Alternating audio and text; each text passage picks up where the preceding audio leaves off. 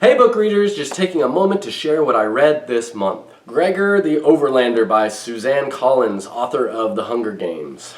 Gregor the Overlander was written by Collins before she penned Katniss and Our Friends from District 12, going up against President Snow in the establishment of Panem. And it shows. What I mean is that after reading Gregor the Overlander, I could tell that Collins' writing style and storytelling improved in a few short years. Gregor the Overlander tends to be more juvenile fiction than YA even, so the story is more streamlined. The characters have simpler motivations and goals, and the stakes don't seem as high. Bad guys in this subterranean world are mainly oversized cockroaches, spiders, and rats, so you don't have to stretch your imagination too far to be grossed out by them.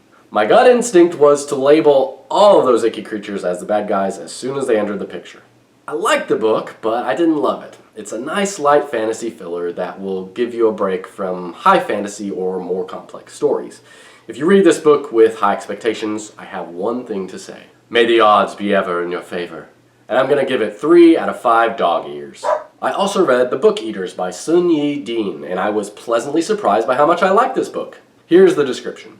Out on the Yorkshire moors lives a secret line of people for whom books are food, and who retain all of a book's content after eating it. To them, spy novels are a peppery snack, romance novels are sweet and delicious. Eating a map can help them remember destinations, and children, when they misbehave, are forced to eat dry, musty pages from dictionaries. Devon is part of the family, an old and reclusive clan of book eaters. Her brothers grow up feasting on stories of valor and adventure, and Devon, like all other book eater women, is raised on a carefully curated diet of fairy tales and cautionary stories.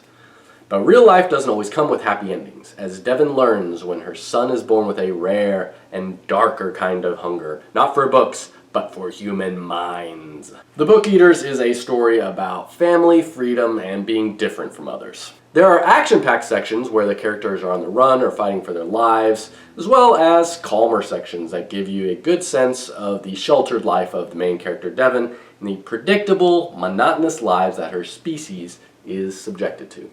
I thought the book did a good job with its style of alternating chapters in the past and present until the reader is completely caught up and totally in the present. It's an easy structure to follow that sometimes doesn't work well, but it absolutely does with The Book Eaters. And I'm going to give it 4 out of 5 dog ears. The Ladies of Grace Adieu and Other Stories by Susanna Clarke, author of Piranesi and Jonathan Strange and Mr. Norrell. I had high expectations for this book of short stories because Clarke is an author I like, and I couldn't wait to get back to the same fairy-crossed world of 19th century England found in Jonathan Strange and Mr. Norrell that these short stories take place in. Maybe it was because I hadn't recently read through Jonathan Strange and Mr. Norrell, or because the stories didn't give me enough time to fully enter the world, but I just couldn't get into this one.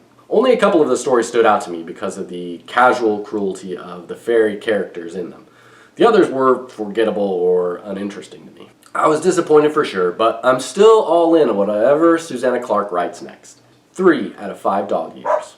Last of the Breed by Louis L'Amour. I decided to read this because it's my dad's favorite book. He's a huge Louis L'Amour fan and has read over 100 of his novels, which are mostly Western. I went into this thinking Last of the Breed would be a Western as well, but discovered quickly that it wasn't, something that probably helped my enjoyment of it. In the book, U.S. Air Force Major Joe Mack is forced down in Russia sometime in the 1980s. Instead of being tortured into divulging military secrets, Joe Mack decides his only hope is to escape his Soviet prison camp and try to survive in the vast Siberian wilderness. He's 75% Sioux and must tap into the skills of his Native American ancestors, many of which he learned as a kid, to live long enough to escape back to America and outsmart those who are tracking him. It's a story of survival with a superhuman-like character whose abilities all just happen to line up well with what he's up against. Some of it feels dated and probably not so PC, but if you can set some of that to the side, it's a pretty good book. Now, I will say that I used a hybrid system to read this book, meaning I read part of it via a physical book and the other part via audiobook.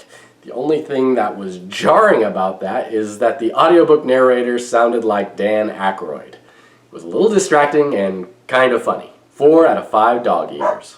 The Keeper 6 by Kate Elliott. I wanted to like this book, I really did, but it just fell a little flat for me. I'm all for complex world building, but the setting of this novel took too much brain power for me to grasp, and that was after it was blatantly spelled out by some of the characters throughout the book. The main character, Esther, must save her kidnapped son from a dragon lord in the Beyond, a world in between worlds. To do so, she needs help from her Hex, a magical group of 6 who have different abilities to help them survive in the Beyond. Like I said, it didn't quite work for me. The world sounded cool and I was interested in it, but there was just a little too much exposition for my liking. I wanted to come to understand the world through action, not dialogue. 3 out of 5 dog ears. Singer Distance by Ethan Chatagnier, or Chatagner, not sure how to pronounce it, doing my best. What a gem, what a find. Go read this book now, and someone please make an Arrival-esque movie or show based on this book. The description is, in December 1960, Crystal Singer, her boyfriend Rick, and 3 other MIT grad students take a cross-country road trip from Boston to Arizona to paint a message in the desert. Mars has been silent for 30 years, since the last time Earth solved one of the mathematical proofs the Martian civilization carved onto its surface. The latest proof, which seems to assert contradictory truths about distance, has resisted human understanding for decades.